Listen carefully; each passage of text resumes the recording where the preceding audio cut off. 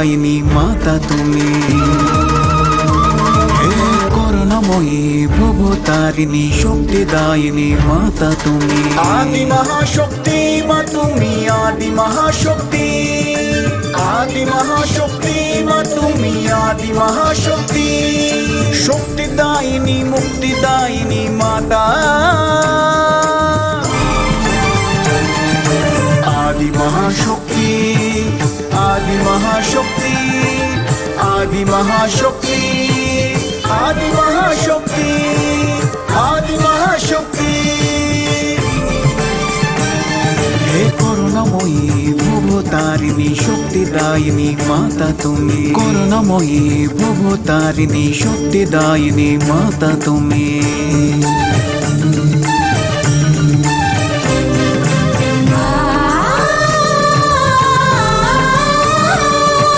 শিষ্টের পালক দুষ্ট নাশিনী,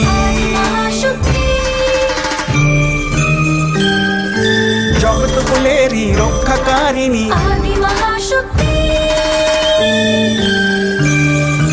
দানব দোলনী মানব মালিনী, অধর্ম নাশিনী ধর্ম পরায়ণী মাতা। আদি মহাশক্তি, আদি মহাশক্তি, আদি মহাশক্তি, আদি মহাশক্তি, আদি মহাশক্তি। কি বললে? কি বললে? আচ্ছা, এক নারী, হ্যাঁ, এক অবলা, অত্যন্ত শক্তিশালী আর সর্বগুণ সম্পন্ন, অমোঘ তত্ত্বের দ্বারা যে শক্তি অর্জন করেছে, যে ব্রহ্মের থেকে বর প্রাপ্ত, সিদ্ধ শাস্ত্র সুর নর ইন্দ্র সহ সব দেবতার সঙ্গে যে জিতে এসেছে, ত্রিভুবন অধিপতি, বিশ্ব ব্রহ্মাণ্ডের প্রভু, যাকে হারানো অসম্ভব, ত্রিলোকের অধিপতি, যে সর্বলোকে পূজনীয়, ব্রহ্মার প্রিয় পুত্র আর 3 লোকের অধিপতি, এই মহিষাসুরের অনুমতি ছাড়া কেউ এখানে প্রবেশ করে আমার উপহাস করতে পারে কি? অসম্ভব, এটা অসম্ভব। অসম্ভব নয় প্রভু, এটা সত্যি।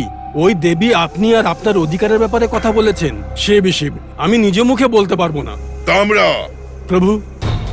কি প্রভু? কিসের প্রভু? সব লোকে তো আমারই পুজো হয়। দানবকুলে শ্রেষ্ঠ আমি। রাক্ষস রাজেন্দ্রকে এক অবলা নারী যখন পরিহাস করছিল, এই প্রভুর ওপর ভক্তি ভাবনা কোথায় ছিল? ওই অহংকারী অবলা নারীর কথা শুনে আমাকে এসে বলার থেকে ওর হাতটা কেটে আমার সামনে নিয়ে এলে আমি আরো খুশি হতাম। আমি সেটাই করতে চাইছিলাম প্রভু, কিন্তু। কিন্তু কি? কিন্তু ওই ত্রিলোক সুন্দরীকে দেখার পর মুখ থেকে কোনো কথাই বেরোলো না, আর নাই তরবারি চালাতে পারলো। আর এই তাম্র চিন্তায় ডুবে গিয়ে আর কিছু চিন্তা না করতে পেরে চিন্তায় পড়ে গিয়ে প্রভুর দর্শনের জন্য এখানে ছুটে এলো, তাই না তাম্র? ব্রহ্মপুত্রকে আমার প্রণাম। হর হর মহাদেব। আপনি আসন গ্রহণ করুন। মহর্ষি নারদ যথার্থই বলেছেন প্রভু। এমন সুন্দর স্ত্রী আমি আজ পর্যন্ত দেখিনি প্রভু। ওনার সৌন্দর্য আমাদের এই জগতের নয় প্রভু, উনি তো কোনো অন্য জগতেরই মনে হচ্ছিলেন। হ্যাঁ, অজাগতিক নাকি? আশ্চর্যজনক ওর সৌন্দর্যে ডুবে গিয়ে ওখান থেকে খালি হাতে ফিরে এলে। হ্যাঁ প্রভু। হে ত্রিভুবন সঞ্চারী, আপনি ত্রিকাল জ্ঞানী, সব ঘটনাই আপনার অবগত। আপনার নিশ্চয়ই সবকিছুই মনে আছে। আমাকে ক্ষমা করে, আমার উপর কৃপা করে আমার একটা ছোট্ট উপকার করুন। এ কি বলছো? অসুর নাগেন্দ্র বললে আমি বারণ কি করে করব? আদেশ করুন মহারাজ। মহারিষি, ওর হাসি পূর্ণিমার চন্দ্রকিরণের মতো, ব্রহ্মার সৃষ্টি করা অপ্সরাদের থেকেও সুন্দর।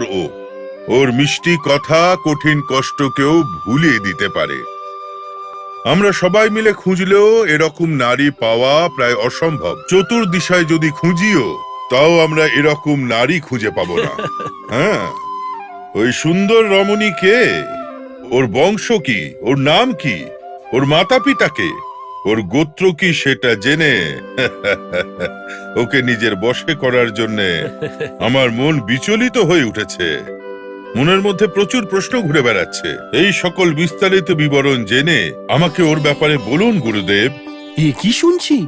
স্ত্রীর থেকে শতহস্ত দূরে থাকা অসুররাজ এ কি বলছেন? ওনার সৌন্দর্যে এতটাই মোহিত হলেন, সেই স্ত্রীর জন্য এতটাই বিচলিত হচ্ছেন। আচ্ছা, বেশ বেশ। একেই বোধহয় বয়সের প্রভাবে প্রভাবিত বলা হয়। সময় সেনার বিজয় রহস্য বোধ করি এটাই হবে। এইসব কথা ছাড়ুন মুনিবর। ওই সৌন্দর্যে পরিপূর্ণ ওই সুন্দরী নারীর হাসি অবলোকন করার জন্যে আমার মন ব্যাকুল হয়ে উঠেছে। এরকম ঘুরিয়ে পেঁচিয়ে কথা বলার থেকে বরং ওর ব্যাপারে পরিষ্কার বলুন। প্রতিজ্ঞা করার পর তা ভঙ্গ তো করতে পারি না, না? অন্যায় কাজ করলে ব্রহ্ম হত্যার দায় পাপী হব আমি। আচ্ছা, ঠিক আছে। আজকের দিনে আমি আপনার হাতে বন্দী, আর তাছাড়া যা হবার তা তো হবেই, আর তাকে কেউ আটকাতে পারবে না। সবই ঈশ্বরের ইচ্ছা, যা হচ্ছে হোক। দানবেন্দ্র, আপনার অতি সুন্দর রাশিকে দেখুন। হুম হুম হুম হুম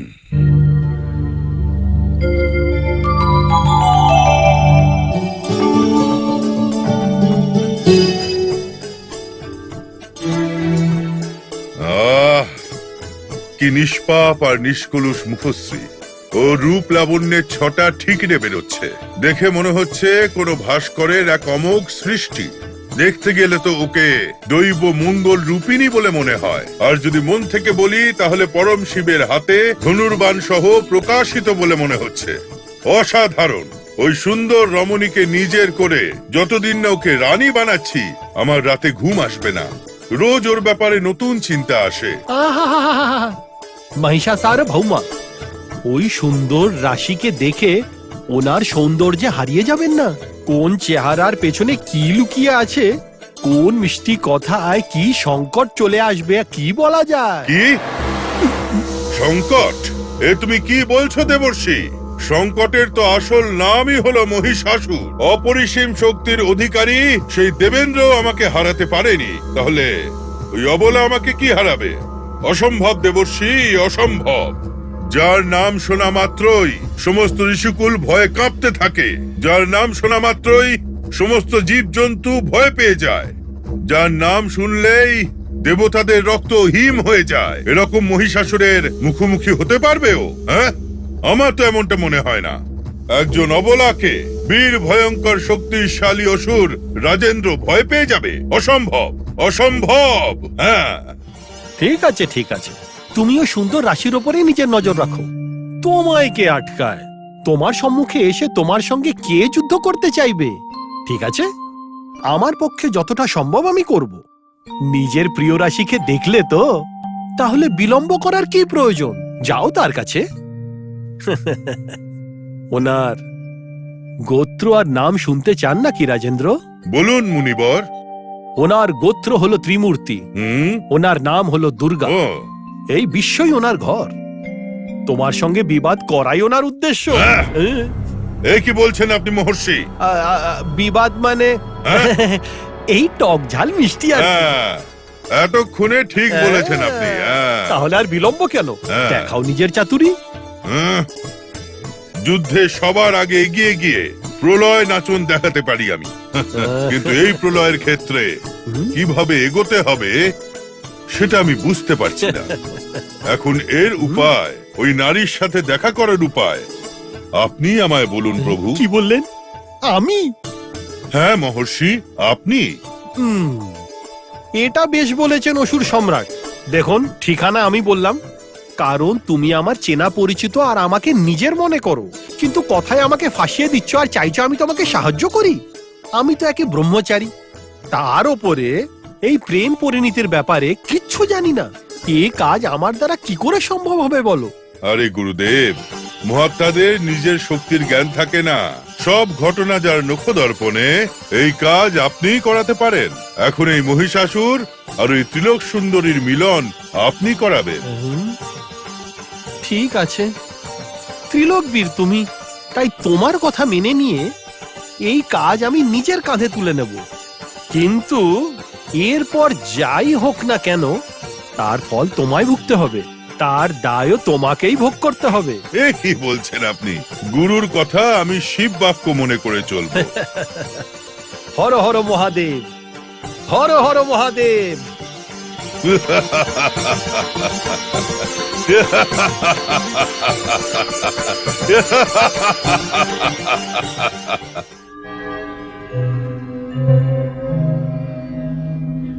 ऐङ्कार बीज महिमातिग शक्तियुक्ते ह्रीङ्कार कोरकित साधु जनान्तरङ्गे श्रीङ्कार संयुति परार्थ पदानुषङ्गे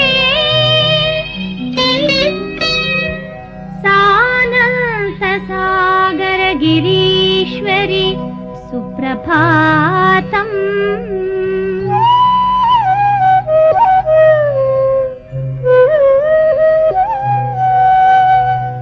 क्लीं बीज बीजित समस्त वसानुकर्त्री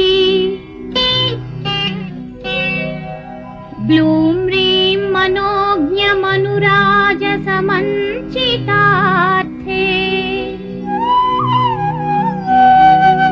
हसौं धीं परम्परित वर्णसमीडिताढ्ये सानन्त सागर गिरीश्वरि सुप्रभातम्।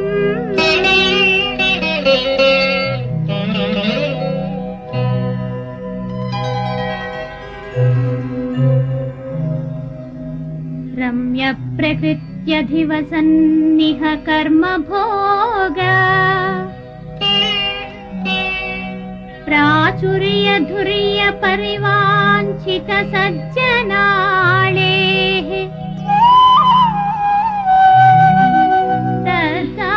तदाभयामल कराम्बुज सन्निविष्टे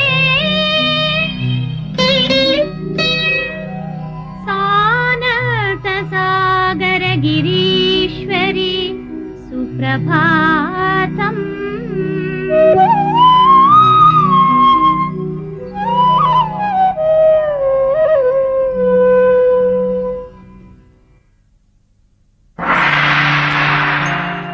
নারায়ণ নারায়ণ। মহর্ষি নারদ আপনার এখানে স্বাগত। মাতা দুর্গা, মা ভবানী, নমো নমো। আপনাদের দর্শনে আমার জীবন ধন্য হয়ে গেল। आकर्णान्त विशालनयनाम् अर्केन्दुतारकद्युतिकोमलाङ्गीम् चतुर्दश भुवनैक सम्मोहनाङ्गीम् तं जगन्मातरं प्रणमाम्यहम् जगन्मातरं प्रणमाम्यहम्।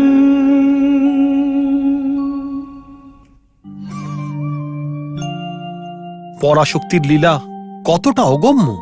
আপনি এখানে যুদ্ধের প্রস্তুতি নিচ্ছেন, আর ওই মহিষাসুর ও আপনাকে বিবাহের প্রস্তাব জানাতে চাইছে। নারায়ণ নারায়ণ। বিধাতার লীলা চমৎকারের থেকে কম নয়। ওই পশুর মনে প্রেম জেগেছে, তাও আবার আমার প্রতি। মৃত্যুর সময় সন্নিকটে এলে ভুল রাস্তায় যাওয়া সহজ হয়। মহিষাসুরের স্থিতি পরিস্থিতি সেই রকমই। হ্যাঁ মা, যথার্থ বলেছেন। আমার এই করতলে ও আপনার সৌন্দর্য দেখে আপনার স্তুতি করে চলেছেন মাতা। আপনার চরণের দাস হতে চাইছে, আর এই সংবাদ আপনাকে দেওয়ার জন্যে ও আমাকে এখানে পাঠিয়েছে। আপনার এখানে এসে কি হবে? এই কাজ সফল হবে কি? ও নিজের মৃত্যুকে আহ্বান জানাচ্ছে, এতেই ওর সর্বনাশ হবে। আপনি তো জগৎ জননী, আপনি তো সবকিছু জানেন মাতা। ও ওখানে আপনার প্রতীক্ষা করছে। আমি শুধু এই সংবাদ নিয়ে এসেছিলাম। আপনার অভিপ্রায় জানতে চাইছি মাতা। মুনীন্দ্র, তুমি তো জানো দুর্গাকে পাওয়ারও একটা নিয়ম আছে। কি নিয়ম মাতা? রণভূমিতে যে দুর্গাকে যুদ্ধ করে পরাস্ত করবে তাকেই দুর্গা বিবাহ করবে। যাও মহিষাসুরকে গিয়ে বলে দাও। নারায়ণ নারায়ণ। যুদ্ধ আর মৃত্যুর ভয় পালিয়ে যাবে না এই অবলা। এই কথা গিয়ে সেই অসুরকে জানিয়ে দাও। আমার সাথে যুদ্ধ করতে গেলে ওর মৃত্যুই জুটবে, এটা ওই অসুরকে জানিয়ে দাও। ওর যদি নিজের প্রাণ প্রিয় হয় তাহলে বাঁচার আশা ত্যাগ করে নিজের পরিচিতদের কাছে, পরিবারের কাছে, শুভচিন্তকদের কাছে এবং প্রেমিকার কাছে নিজের শেষ কথা জানাতে বলে দিন। কারণ ওকে রসাতলে নিয়ে যাওয়ার জন্যই এই দুর্গা চণ্ডীর রূপ নিয়েছে। দুর্গাকে জয় করা অসম্ভব, এ অত্যন্ত কঠিন কাজ। আপনার সংবাদ পৌঁছে যাবে মাতা। এবারে আজ্ঞা দিন। নারায়ণ নারায়ণ।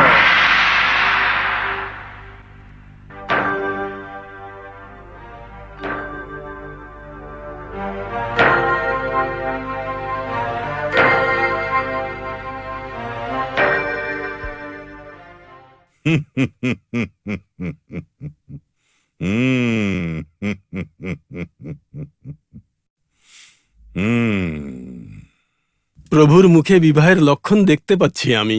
আমার তো এরকম মনে হচ্ছে না প্রভু। তাহলে তুমি কি দেখতে পাচ্ছ? আমার তো মনে হচ্ছে ওর মাথাটাই যাবে প্রভু। শঙ্কা আর সন্দেহর কথা বাদ দিয়ে তোমার মনে কি চলছে সেটা পরিষ্কার বলো। প্রভু ওই মানে এরকম ইতস্তত করে কথা বলা আমার পছন্দ নয়, আমি এটা সহ্য করতে পারি না। আপনার মুখে বিবাহের লক্ষণ দেখা যাচ্ছে না, সেই স্থানে ও আপনার অন্ত দেখতে পাচ্ছে, এ সেরকমই বলতে চাইছে প্রভু। কি বললে? অন্ত? এই বিশ্বে অনেক বড় বড় বিপদ থেকে তোমরা বেঁচে যেতে পারো, কিন্তু মহিষাসুরের ক্রোধের থেকে তোমাদের রক্ষা পাওয়া অসম্ভব। এটা কি তোমরা জানো না? প্রলয়ের মুখোমুখি দাঁড়িয়েও তোমরা হয়তো বেঁচে যেতে পারো, কিন্তু আমার ক্রোধের থেকে কোনো শক্তি অধিক শক্তিশালী নয়। অতি বড় শক্তিশালীও শক্তিহীন হয়ে যায়। এই কথাটা কি তোমরা জানো না? মৃত্যুকে যে মৃত্যুদণ্ড দেয়, সেই মহান বংশের মহিষাসুরের কখনো মৃত্যু আসবে না। হ্যাঁ। এ সত্য কথা রাজেন্দ্র। ও কন্যা আপনার মৃত্যু চায়। মুনিবর, হ্যাঁ দানবেন্দ্র, দেখো না, তুমি স্বয়ং প্রথমবার নিজের মুখে আমার কাছে কিছু চেয়েছো, এটা ভেবে আমার সাধ্যে না হওয়া সত্ত্বেও ওই কন্যার কাছে গেলাম তোমার সংবাদ নিয়ে, যার জন্য আমাকে অনেক কথা শুনতে হলো। যাই হোক, যা হওয়ার ছিল হয়েছে, আমার সঙ্গে তো এইটাই হওয়ার ছিল। মুনিবর, আপনার কথার দ্বারা আমাকে আর কষ্ট দেবেন না। ওই সুন্দরীর বর্তমান কি অবস্থা সেটা বুঝিয়ে বলুন। বোঝানোর জন্যই আসলাম দানবেন্দ্র, কিন্তু এই সব জানার পর আমি চিন্তায় পড়ে গেছি যে উনি আমাকে যা বললেন আপনাকে বলবো কি বলবো না। এই সন্দেহ টন্দেহের কি আছে? ওইসব ছেড়ে আমাকে আসল সত্যি কথাটা বলুন। কিন্তু শোনার পর তুমি আমার ওপর ক্রুদ্ধ হবে না তো? এ আপনি কি বলছেন? গুরুদেবের ওপর রাগ করব? শিব শিব। ঠিক আছে, আপনি যখন কথা দিলেনই আমি বলছি। বলুন মহর্ষি, বলুন। ওই সুন্দরী রমণীর কথা শোনার জন্যে আমার মন অনেকক্ষণ ধরে ব্যাকুল হয়ে রয়েছে। বলুন দেবর্ষি, আমার হৃদয় ভার কিছুটা হালকা করে দিন আপনি। ওই সুন্দর কন্যা মহিষ সম্রাটের সাথে, মহিষা সার্বভৌমের সাথে। মহিষা সার্বভৌমের সাথে, মহিষা সার্বভৌমের সাথে যুদ্ধ করতে চাইছে। কি বলছেন আপনি? যুদ্ধ? হ্যাঁ, দানব সার্বভৌম ওই অহংকারী কন্যা বলছিল যে আপনার সাথে শুধু যুদ্ধ করতে ইচ্ছুক, আর কিচ্ছু না। কি বলছেন আপনি? ওর কি মতিভ্রষ্ট হয়েছে নাকি? চারিদিকে প্রলয় করে, 7 সমুদ্র এক করে, অতল বিতল সুতল রসতল সব প্রাণীকে ভয়ভীত করে, সব চেনা আর অচেনা মানুষ, পুরোহিত, বন্ধু, মিত্র সকলের মনে ভয় ঢুকে যায় যখন আমার কথা শোনে। এই মহিষাসুরের সাথেও যুদ্ধ করবে? সেটাও আবার একজন অবলা? ভারী কৌতুকের বিষয়। এবারও যতই অহংকার আর ক্রোধ দেখাক, ওই অতি সুন্দরী নারীর ওপর, ওই মিষ্টভাষী নারীর ওপর অস্ত্র তুলতে আমার মন সায় দিচ্ছে না। আমি এটা করতেই পারবো না। সাধু দানবেন্দ্র, আপনি একদম ঠিক বলেছেন। ওইদিকে ওই সুন্দর নবাঙ্কুর কোমলাঙ্গী তোমার সঙ্গে যুদ্ধ করা ব্যতীত আর কিছুই করতে চাইছে না। আর এইদিকে এক তুমি যে প্রথম দৃষ্টিতেই নিজের সুখ হারিয়ে, শান্তি হারিয়ে ওরই কথা চিন্তা করে চলেছ।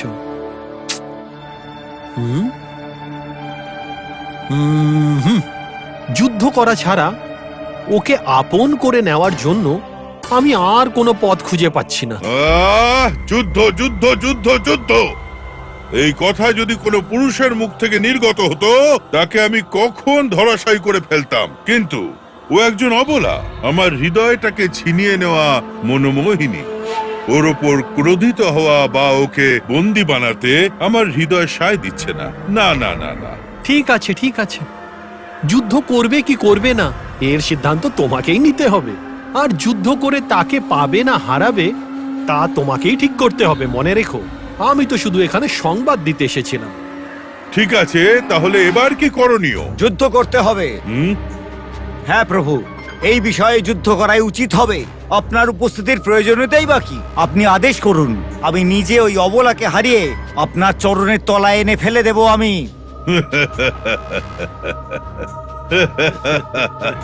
ওকে হারাবার জন্য মহিষাসুরের যুদ্ধক্ষেত্রে যাওয়ার প্রয়োজনই নেই, আমি একলাই যথেষ্ট। আদেশ করুন প্রভু। ভালো, খুব ভালো। তোমার বাহুদ্বয়ের পরাক্রম, তোমার অদ্ভুত যুদ্ধ শৈলী আমি খুব ভালোভাবেই জানি। সেও যত অহংকার দেখাক না কেন, কিন্তু এই কোমলাঙ্গী সুন্দরীকে কোনো কষ্ট না দিয়ে, ওর কোনো ক্ষতি না করে এখানে আমার সম্মুখে ওকে নিয়ে এসো। ঠিক আছে প্রভু। আর একটা কথা, আদেশ করুন প্রভু। যুদ্ধের আগে ওকে একবার আমার ব্যাপারে সব বলে ওকে বোঝানোর চেষ্টা করো। ও যদি বুঝতে নাও চায় তাও ওর কিন্তু কোনো ক্ষতি করো না, কিন্তু ওকে ও যে অবস্থায় আছে কোনো রকম কষ্ট না দিয়ে বন্দি বানিয়ে নিয়ে এসো। যা। যথাজ্ঞা।